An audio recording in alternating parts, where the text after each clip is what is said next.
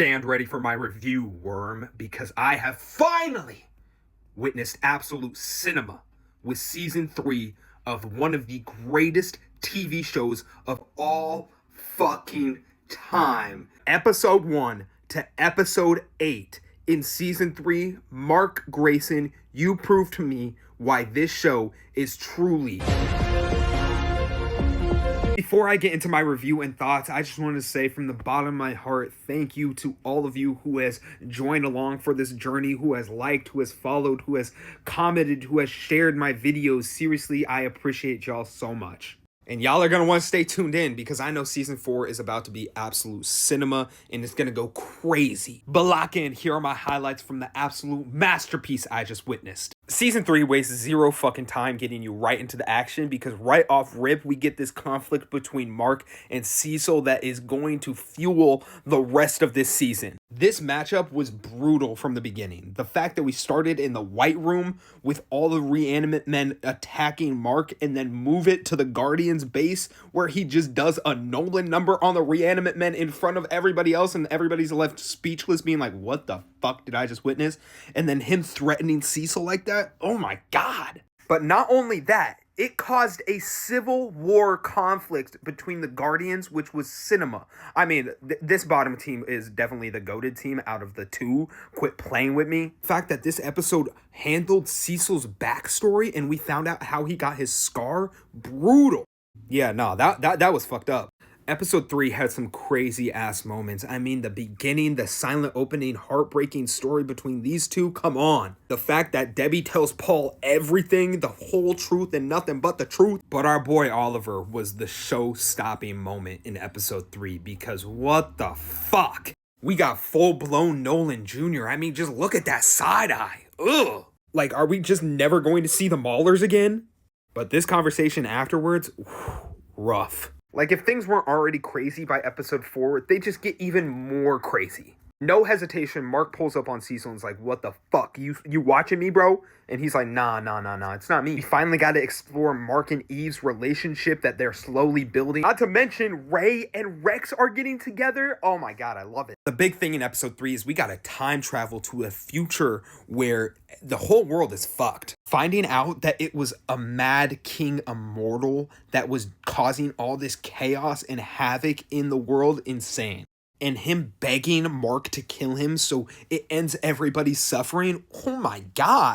We also got the prison escape of all prison escapes. The fact that we had Nolan, Alan, and Battle Beast teaming up to get out of a Viltrumite prison. Cinema. Absolute cinema. Seeing Nolan save Alan's life. Oh my God, amazing character development. Nolan is coming for that fucking redemption story, and I can't wait to see it. The fact that Multipal did this to escape prison, bro, is a menace, dude. He was just up there watching himself do all of that. Crazy work, bro. Also, I just found out that he's voiced by Simu Liu. Fucking Shang-Chi is Multipal. We also got to see the backstory between Kate and Paul. Oh my God. I feel bad for their dad. Like, he had to go insane, bro. In fact, we got Titan back in this episode going toe-to-toe with the Order. Absolute cinema. This moment where Oliver confronts these bullies had me worried for a second, and I'm not even going to lie. But this moment between Ray and Rex where Rex makes Ray dinner, oh my God, I loved it. I love these two together, but rip, we'll get to that in a second. Then also seeing Mark and Eve go up against the dragon, insanity, like actually insanity. The fact that episode 6 started off with a flashback of Chicago where we got to see Powerplex's villain origin story start. No words. Crazy work. But this moment in episode 6 touched my heart, dude. The fact that Rudy solved Monster Girl's aging problem. Saving her life, bro. Quit playing. Rudy is the GOAT. Yeah, bro, I did not see this ending like this. Are you kidding me? Rough, dude. Y'all saw my reaction because I lost my shit, but when they revealed that Angstrom was still alive and he was just collecting Mark variants to go fuck shit up, bro, chills. This whole Invincible war was bad shit crazy. The destruction level that they caused, unfathomable. I don't even have words, dude. It was insane. Just go watch my reactions because I was just left speechless between everything that was going on. The fact that the one who looks like Omni-Man broke Adam Eve's leg.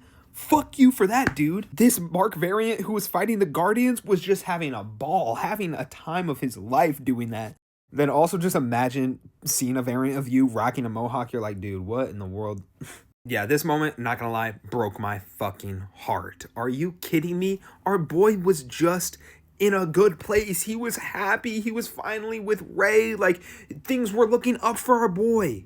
But for real, what a way to go out. He is the GOAT. He was one of the only ones to actually take down a fucking Viltrumite.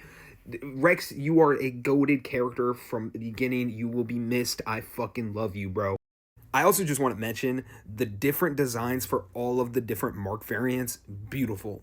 Chef's fucking kiss. Back we ended Invincible War with the matchup between Mark and Angstrom Levy again. Cinema. And he has learned now Mark was moving different while fighting Angstrom the second time. There was no way our boy was going to fall for falling into one of those portals ever again.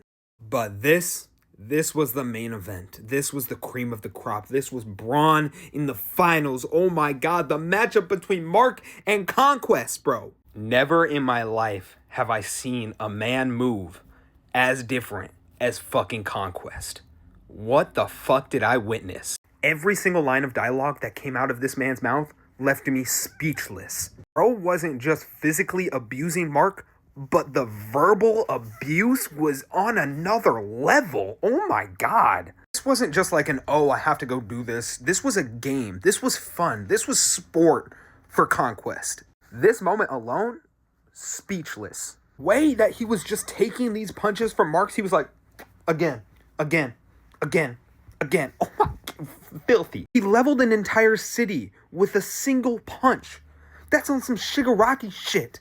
He was giving the Grayson boys the good 1-2. I dead ass thought he was about to rip Oliver 100% in half. But thank God our boy Mark pulled up. Then decides to give Mark even more PTSD with this Train 2.0 sequence, where it wasn't just a train he went through an entire fucking city, bro. That's when Eve decided to pull up and get Girlfriend of the fucking Year award, getting her out of the hospital bed, pulling up to Conquest, being like, don't you dare fucking touch my boyfriend. And I'm gonna say it, bro, she was doing low-key more damage to Conquest than Mark was. Then this happened, and I was like, what the fuck? I was pulling a Frank Castle at this moment. I was like, no. Wait. And Conquest drops one of the craziest monologues in history. And yeah, that was Mark's breaking point because he just loses it after that and just goes full-blown menace on Conquest. Like, this shit was nasty. We ain't ready for season 4, Eve, because what the fuck? As soon as Mark finds out that Cecil kept Conquest alive, it's over for Cecil, bro. He actually might kill you. After all of the insanity that happened, this moment between Debbie and Mark, heartbreaking, where Debbie just apologizes for everything that she has put Mark through. Heartbreaking. Not to mention the funeral for Rex, dude. Now going into season 4, we have a Mark Grayson who is abandoning his no-kill rule when the circumstances meet that. Oh my god, it's going to be insanity in season 4. Not to mention, this had me so fucking stoked because I was like, where the fuck is Damien Darkblood in season 2? And then we finally get him in the literally the last scene of season 3. I'm so excited. I'm there. I'm locked in for season 4, bro. Quit playing with me. Overall, I seriously have no fucking notes. This show is phenomenal from beginning to the end, and I want to thank every single one of you who has joined this journey, and I cannot wait for season 4. Y'all know I'm about to go crazy. This shit's going to be insane. So if you guys like Invincible, hit that follow button, because why the hell not? In the meantime, peace.